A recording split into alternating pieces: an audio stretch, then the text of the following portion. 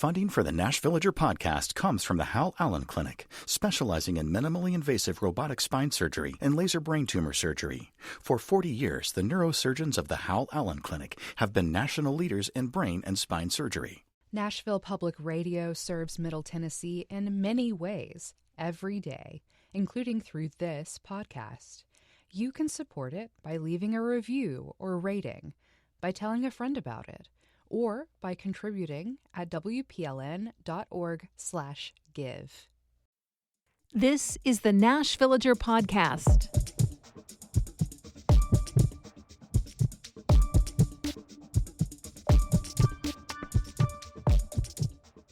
It's September 15th, 2025. On this day in 2007, the Shelby Park Nature Center opened, creating a kind of educational and programmatic resource for East Nashville that had long been a mainstay on the other side of the city. The Warner Parks Nature Center was already 34 years old at that point. It was established in 1973, riding the wave of the original Earth Day, and with a mission of raising understanding of the natural environment and the need for conservation in our own backyard. I'm Nina Cardona, and this is your daily digest of what's happening around Middle Tennessee with historical context from Nashville Public Radio, WPLN News. The details about the early days of Warner Parks Nature Center are kind of charming. Originally, there was a staff of just one, David Schaefer, who one news article at the time called Nashville's own nature freak. He lived in the park. He developed trails and displays and installed things like bluebird nesting boxes, along with summer crews of volunteers from the federal government's Youth Conservation Corps. By the end of the decade, the center had grown to a staff of several paid employees who developed a robust program of educational activities. Now, my early years at WPLN, the Warner Parks calendar saved my bacon I don't know how many times.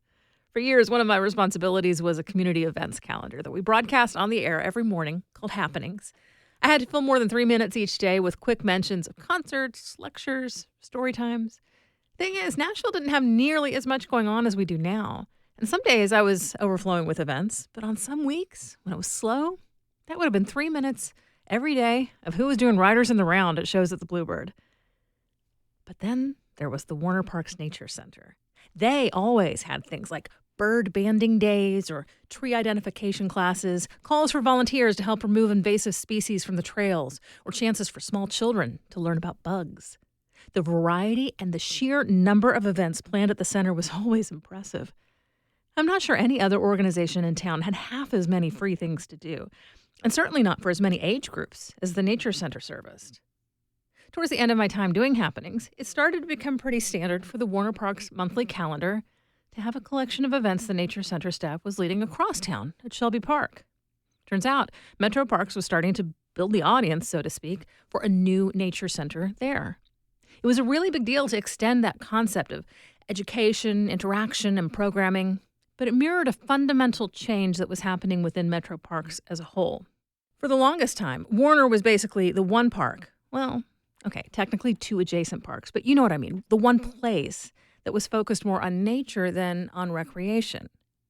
In a lot of ways, Shelby was the opposite. It was the ultimate recreation park with its golf course, boat ramp, softball diamonds, things like that. But in the 90s, the city purchased an extensive area of vacant floodplain immediately next to Shelby Park and turned it into a greenway and conservation zone called Shelby Bottoms. Eventually, the adjacent Cornelia Fort Air Park was added as well. And that tipped the balance of use at Shelby. While the sports fields and picnic shelters are still very much active, a much larger area is now focused on providing a place for people to be in nature and pay attention to the flora and fauna around them. Now, around the same time work started at Shelby Bottoms, a large tract of forest on the north side of Davidson County was given to the city to become Beeman Park, which was even more wild and undeveloped than the wooded hills at Warner. Then came another new park in Bells Bend with more than 800 acres of pasture land that nature was allowed to take over, aside from the wide, mowed paths for walking. And the latest, still under development before the whole thing can be open to visitors, is Mill Creek Park in Antioch, which does have things like a big playground and an events lawn, but will ultimately give a large amount of its 600 acres over to people's interactions with the natural world. That land was acquired during Carl Dean's mayoral administration, a time that saw more than 2,400 acres added to parks across the county. Metro Parks now has 4 nature centers at Warner, Shelby, Beeman, and Bells Bend parks. And those are now the 4 largest parks in the system, tipping the balance firmly towards conservation and activities like hiking. And at a time when development is quickly gobbling up more property and the built portions of our community are becoming even more dense. In just a few minutes, we're sharing a story that first aired on NPR's Podcast Corner about Nashville's Kurdish community.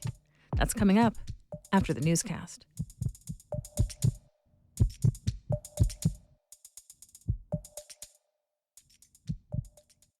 Funding for the Nash Villager podcast comes from the Hal Allen Clinic, specializing in minimally invasive robotic spine surgery and laser brain tumor surgery. For 40 years, the neurosurgeons of the Hal Allen Clinic have been national leaders in brain and spine surgery. At WPLN, we tell stories about honoring our families. If he become a monk, that means that mom and dad will go to heaven when they pass away. And preserving memories. I never heard of a Rosenwald school. Nobody never told me that's where I went. I'm Char Daston, and my reporting connects you with your neighbors and the important moments in their lives. Here's the latest from WPLN News. Local leaders in Memphis are largely reacting with skepticism and questions after the president's announcement that the National Guard would be sent into the city. A prominent pastor called the move an act of intimidation. And Shelby County's district attorney says he's hoping for a better long-term strategy for federal law enforcement. Memphis Mayor Paul Young, who has not welcomed the military deployment to his city, says the specifics remain unknown. When will they come? How many people are going to come? How long will they be here? What are they going to wear? Where are they going to be geographically in the city? What assignments will they have? Those are all questions that we have. As recently as last month, Governor Bill Lee told reporters there was no need for the Guard in Memphis, where crime has dropped. The Commercial Appeal newspaper reports the governor, city mayor, and U.S. Senator Bill Hagerty were all caught off guard by the deployment announcement. The leaders had been discussing other federal law enforcement resources. In the meantime, the governor has authorized a surge of Tennessee Highway Patrol officers in Shelby County. State and federal Republican lawmakers have voiced support for the Guard deployment. Tennessee schools are continuing to take disciplinary action against employees for social media posts related to conservative activist Charlie Kirk. Austin Peay State University fired longtime theater professor Darren Michael over a post that administrators described as justifying Kirk's killing. Michael had worked at the university for 18 years. Meanwhile, at East Tennessee State University, WJHL reports officials have suspended 2 tenured professors over their comments. Taken together with actions at MTSU and Cumberland University, at least 6 staff members at Tennessee universities have been disciplined. 2 Nashville emergency workers are on leave over social media posts about Kirk's killing. The Nashville Fire Department suspended a paramedic on Thursday, and the Department of Emergency Communications placed a veteran employee on leave. Both are pending investigation. The 911 department tells the public not to call them about the issue so they can continue their work without interruption. Tennessee Senator and gubernatorial candidate Marsha Blackburn has been among those drawing attention to the posts and pressuring employers to take action. Intense divisions also led to the online harassment of a woman in Rutherford County who has a similar name to the man charged in Kirk's death. Rutherford County's sheriff and the school district said the woman received hateful messages, but that it was a case of mistaken identity. It was a deadly weekend on Nashville roads, and police say multiple motorcyclists have died in the past week. Those include a 33-year-old Hendersonville man who was struck while stopped at a red light, a 36-year-old who struck the back of a turning SUV, a motorcyclist who was splitting lanes at a high rate of speed on Interstate 24, and a Brentwood 15-year-old who was traveling at least 40 miles per hour on a sidewalk when he struck a fire hydrant. Metro Police say a pedestrian visiting Nashville from North Carolina was fatally struck downtown at 4th Avenue and Korean Veterans Boulevard on Thursday and died this weekend, leading to charges against a driver who initially fled the scene. Medical providers in Middle Tennessee are spinning up mobile units to increase access to medications that treat addiction. But WPLN's Blake Farmer reports speed bumps still stand in the way. Belmont University received more than $6 million from the opioid settlement money allotted to Tennessee for mobile drug treatment units. The first unit is now getting rolling. Belmont pharmacy professor Tracy Frame says medication-assisted treatment, known as MAT, required a workaround. By law in Tennessee, you cannot dispense MAT off of mobile units at this point. At first, if people are ready to start treatment, Belmont's unit will connect them with Mental Health Cooperative, which has brick-and-mortar clinics with same-day appointments and can offer transportation. Aside from state regulations, there are also security concerns, since the medication's still a narcotic with street value. Cedar Recovery in Lebanon has launched mobile MAT units under a pilot program with the Tennessee Board of Pharmacy, but the company is not dispensing the drugs directly from the retrofitted RVs just yet, though that's the plan eventually. For now, they park in the lot of participating pharmacies where patients can meet virtually with a doctor on the RV, then pick up their medications. Blake Farmer, WPLN News. Between math and English, kids at Maplewood High School can learn how to do an oil change, replace brakes, and rotate tires. This training is part of a program that the school offers to prepare kids for career success. WPLN's Camelia Burris visited Maplewood in Nashville to learn more about how the program shapes their high school experience and beyond. This is the 10th year that Maplewood has partnered with Bridgestone to give students hands-on training from professionals in the auto industry. The school's automotive training instructor, TJ Williams, says her kids are more motivated and less likely to get in trouble. This program keeps kids from getting suspended, and you might say, how? The kids know, if I get a call that you cussed out one of the teachers and you're not here, oh, we got a problem. Maplewood is one of 12 academies of Nashville, a program that Metro Nashville Public Schools started in 2007 to address low graduation rates. It gives kids practical, career-focused experience based on their interests. The investment is paying off, according to Williams. She says her former students often come back to tell her about their success. Because I've had kids call back, Miss TJ, I want you to see my first car. I bought my first house. One of her current students, Tamaya Gaines, says she's inspired by Williams, being a woman in the male-dominated auto industry, and she likes surprising people with her skills. People wouldn't expect girls to be more outstanding than boys, but hey, we get the job done. We do what we need to do. I love it. Gaines is a 16-year-old junior who is active in the Student Government Association, but she says she wasn't always the best student before joining the program. Now, I come to school, get my work done on time when it's supposed to be done. Don't procrastinate because it's going to be worse. A Bridgestone official says the program helps kids learn about career pathways they hadn't considered and gives them a leg up once they graduate. The students can work part-time at a Bridgestone Firestone store once they turn 16, and they'll get a full-time job upon graduation. WPLN News, Camelia Burris. Even for students from Nashville, the first day of school can feel daunting. But imagine you're coming from a Kenyan refugee camp. You don't speak English. You've never been inside a classroom. Daunting is exactly how Abdi Kadir Muhammad felt when he and his family sought asylum in 2004. He joined WPLN's This Is Nashville to share his journey. I was 14, and they were like, we cannot put you in middle school. You put me in high school in the middle of the school semester. Of course, I failed.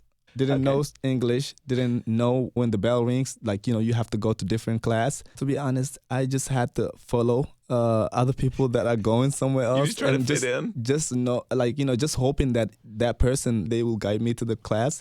You can listen to the full conversation today at noon on WPLN or stream on the web at WPLN.org. Closely watched rookie Titans quarterback Cam Ward threw his first touchdown on Sunday, but the Titans fell to 0-2.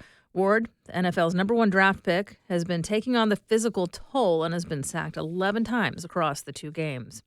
Meanwhile, the big preseason expectations set by Vanderbilt football are so far on track. Vanderbilt trounced South Carolina and jumped into the national rankings at number 20. UT, meanwhile, lost to Georgia, but the close game allowed the Vols to hold steady at number 15 in the nation. Tennessee Tech, meanwhile, won by 58 points and is now 3-0 to start a season for the first time since 1977. The Golden Eagles have won 8 in a row dating to last year. You'll find more news anytime at WPLN.org. Fairly often, almost once per week, reporting by Nashville Public Radio gets broadcast across the nation through NPR. With this next feature, I'm making the handoff to All Things Considered host Scott Detrow. 2 years ago this week, Erbil in Iraqi Kurdistan became a sister city to Nashville, Tennessee, here in the U.S. Nashville is, in fact, home to the largest Kurdish population in the United States. And a new podcast from WPLN tells the story of how that happened. It's a story of bloody genocide, freedom fighters, perseverance. And host Rose Gilbert is here to tell us about it. Hey, Rose. Hey, how are you? I'm good. Thank you for joining us. Let's start with the title of your podcast, always a good place to start, The Country in Our Hearts. Tell me what that means, where it came from. Yeah, so it all goes back to the fact that Kurdistan isn't technically a country. Yeah. It's a region spread across 4 countries, Iraq, Iran, Turkey, and Syria. And Kurds have their own history of oppression and struggling for autonomy in all 4 of those countries. And the way that one man explained it to me when I was reporting this project is that Kurdistan is a country that only exists in the hearts of its people. And that really stuck with me. Yeah. How did you first come across this story? So as you said, Nashville is home to the largest Kurdish community in the United States. And if you spend some time here, you'll see it. You know, there are Kurdish restaurants, there are Kurdish markets. If you go catch a Predators game, a hockey game, there are Kurdish cultural theme nights. But the question is, how did they get here? And why did they come here? So that's really what drove this project. Can you tell me about one conversation you had in this project? Yeah, there's one conversation in particular that really launched this podcast. Yeah. Early on in my reporting, I spoke to a man named Nash Chalke, who owns one of those markets in South Nashville. That's where I first met him, and that's where I sat down with him to have a cup of tea and listen to him tell his family's story. So my dad, he was one of the Peshmerga guys that literally was on a list, for them to catch. I mean, he was a warrior.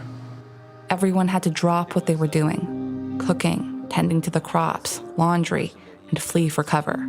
It was chaos. My mom tells me the stories that I fell from her hand. So, she literally left me behind. Some other people had to catch me and bring me. But they ended up fleeing to Turkey. It was the beginning of a childhood on the run. Somebody would just shout, hey, helicopters, and, everybody would just, we would just knew exactly. It was an instinct thing. Everybody knew how to hide. Wow. So he ultimately makes his way to Tennessee then, along with many others? Yeah, this is a common story, especially for families who had family members involved in the Peshmerga, always being on the run.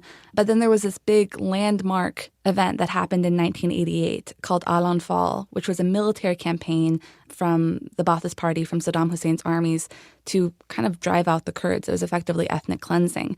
Entire villages disappeared into mass graves in the span of a few short months. And that's what really drove hundreds of thousands of Kurdish people out of Iraq, and many of them ended up in America and ended up in Nashville. When it comes to a family or when it comes to a community, I feel like there are the big stories that you tell everybody and you pass down. But often they get flattened out, and a lot of the details, especially painful details, might be kind of glossed over. I'm wondering, as you reported this story, did you get a sense of how many of the specifics were really well known within the Kurdish community and how many were not? How many had been intentionally or unintentionally forgotten? I mean, the outlines were really well known. People were very proud of knowing where they came from. They knew their families had to flee. They knew why. But there was this kind of silence at the core of a lot of these stories, this trauma about exactly what went down. And I realized so often people's children were acting as translators for their older parents or grandparents. And there were these kind of incredible moments when I realized they were hearing these stories for the first time as well. That just blew me away. Yeah. We're obviously talking about the late 80s, but you're taking the story through the present day. And immigration, migration, people needing to flee where they're from is a very front and present topic in 2025. How do you see all of that fitting together? I mean, it's so relevant, right? I mean, the programs that brought these families to America were very notably frozen earlier this year. There were refugee flights frozen. The same programs that allowed people to come from refugee camps in Turkey and resettle in Nashville maybe wouldn't have been there for them. But it's even more relevant because there's this new wave of Kurdish folks coming to Nashville, this time from Turkey, and they're in a bit of a different boat than their Iraqi Kurdish counterparts because they're arriving as asylum seekers over the U.S.-Mexico border. And I sat down with one of their families to kind of compare their stories to what Nash Chalke and his family went through in the late 80s, early 90s. And I couldn't help but realize they were coming to a very different America, an America that was maybe less welcoming or harder to navigate. So that really brings the very current conversation about immigration into this project and kind of brings those stories from the 80s and 90s right up to the present. One of the scenes in this podcast is the traditional New Year's celebration, Nowruz. Can you tell me what that looks like in Nashville? Yeah, so Nowruz, it marks the beginning of spring. It's a New Year's celebration, and we've had one here in Nashville since 1994. It's always outside, or usually outside. There's music, there's dancing, there's picnicking. It all centers around a symbolic flame, which represents kind of this light in the darkness, the beginning of the light season, the beginning of the warm season. And that was important to me for two reasons. One, Nowruz, because it has become really symbolic of Kurdish identity abroad, has sometimes been targeted by governments and by ISIS in Syria. So one person put it to me as an obligation to celebrate it well because they can, but also because in a story and a history that has so many dark moments, Nowruz is kind of very literally this light in the darkness. And that's what I wanted to emphasize, that with all this very painful history and all these troubles, there is this amazing resilience and joy as well. That's Rose Gilbert, host of the new podcast, The Country in Our Hearts, from member station WPLN. Thank you so much. Thank you. WPLN's Rose Gilbert interviewed with All Things Considered on September 7th, and you can find the full podcast series at WPLN.org/Kurdistan. We do this roundup of Nashville news every weekday, so subscribe in your favorite podcasting app to make sure you never miss an episode. And if you like this, you'll probably enjoy the Nashvillager newsletter, too. You'll get perspective from more of my colleagues at Nashville Public Radio and links to the stories we're following. Sign up for those daily emails at WPLN.org/Nashvillager. Thanks so much for listening. Let's make this day a good one. And we'll catch back up tomorrow.